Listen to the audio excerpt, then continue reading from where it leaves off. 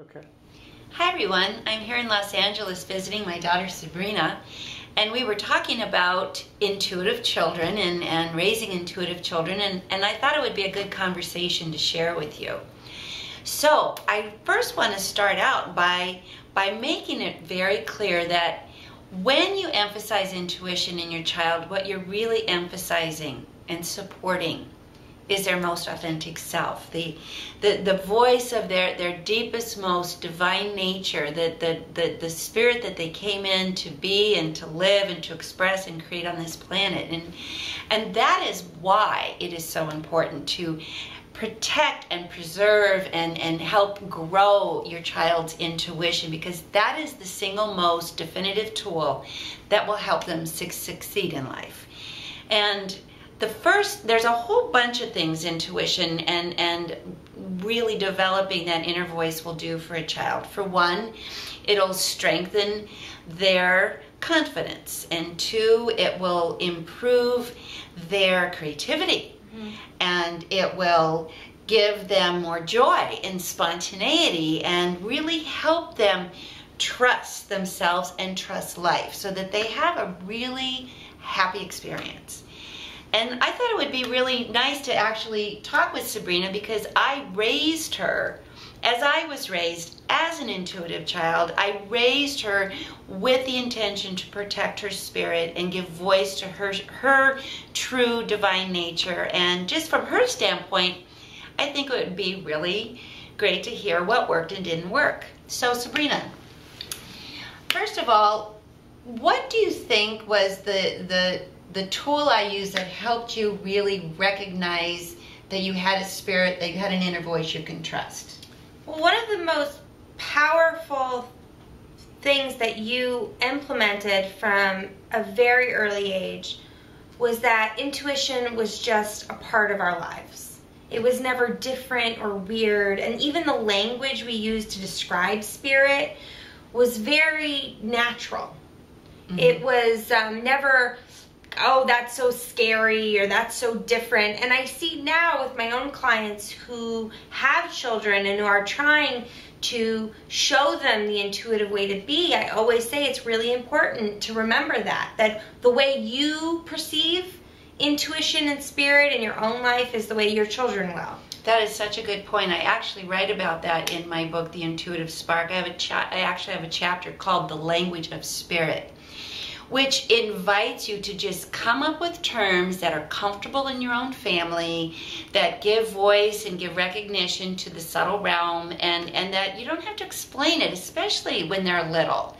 For example, one of our words, when the girls had bad vibes or they didn't feel comfortable in a situation, all I told them they ever had to do is come and tell me that you had the woolies.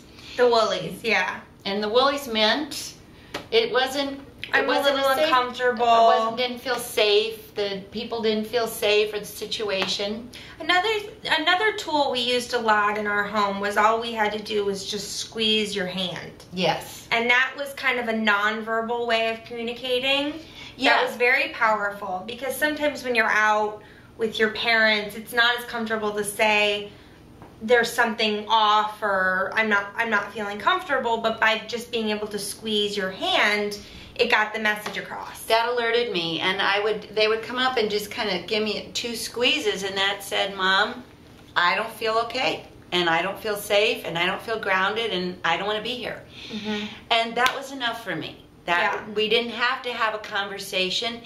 And probably at that age, because they were very little at that time, they probably wouldn't even know how to have a conversation. But what it did is allowed them to communicate that they were not having a positive experience. Mm-hmm. And what I did by giving them that tool was say, I respect that.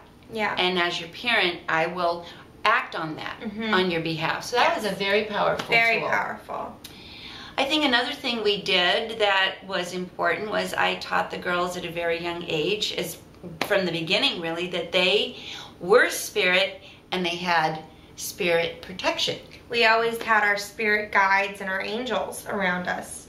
And I would say all the time, ask your guides and ask your angels. Well, too, when we would be out and about without my mom or my dad and we were at school or with friends, if I ever felt scared or ungrounded, I knew I had this support team. They were kind of just my team, my people on the other side. And just introducing that so young, it was very comfortable for me. Well, I think that gave them confidence to be able to face whatever they had to face as they moved through each day. And also ask my spirit and my spirit guides questions.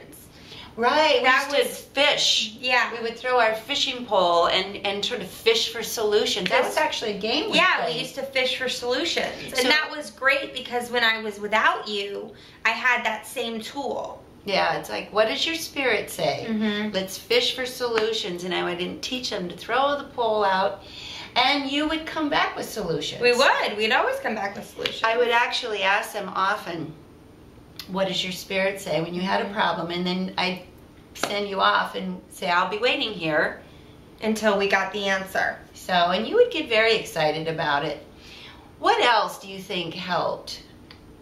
Like, say, for boundaries or groundedness? I think that the idea that we had our own personal space and that we had boundaries like that when we were at school, if there was ever somebody who was being kind of a bully to me, I knew just through our own work how to expand my energy out and put up an energetic no. Yeah, that's really important for kids. And it's an energetic no, because sometimes it's hard to say a verbal no, but if you get the energetic, so I used to teach them every morning. We put our hands up and say, here's your energy over there. This is my space, and put it to the sides. This is my space, and down below and up above and behind me. And we would set you off to school, Yeah. kind of having that. And I remember a specific time where there was one girl who was particularly difficult for me to deal with. And so we would do that every morning before I go to school. And just there was a subtle shift. It wasn't anything big. I didn't have to confront her, but she could feel that she could mess with me. And I think that made a huge difference. Well, see, right now when we know about so many kids suffering bullies and suffering so much insecurity, just little things like this, just empowering them with the idea that I believe you, I'm listening to you, I want you to listen to your spirit. Yeah. Have language, words like trust your vibes, or what does your heart say? What does your heart say versus what does your head say? That was another one that we would do, and ask your angels or ask your guides for help, or set your energy. These are the way And they were simple. It was always very seamless for us. Yes. To kind of implement these things wasn't different, or it wasn't made kind of a big deal. And I think that really, for some kids, I know it can really turn them off because their friends may not be doing it, or they're not used to it, especially if your kids are a little bit older and you're just kind of coming into this.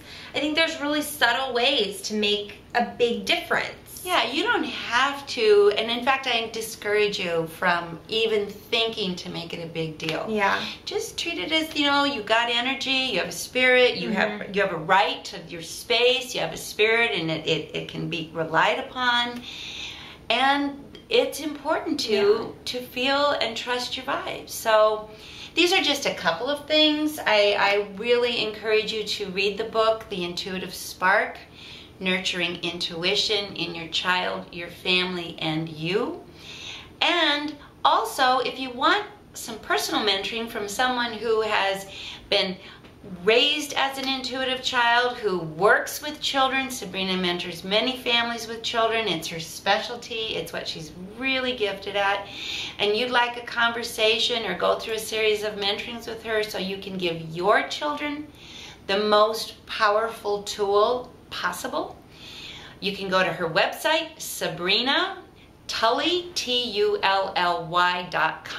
or you can find her through my website, of course, SoniaChoquette.com. So thanks, Sabrina. It's great to be here, and it's great to have you share these tools because she's my evidence. Do they work? Yes, they work. They'll work for you too. So Thanks, and we send you all our love.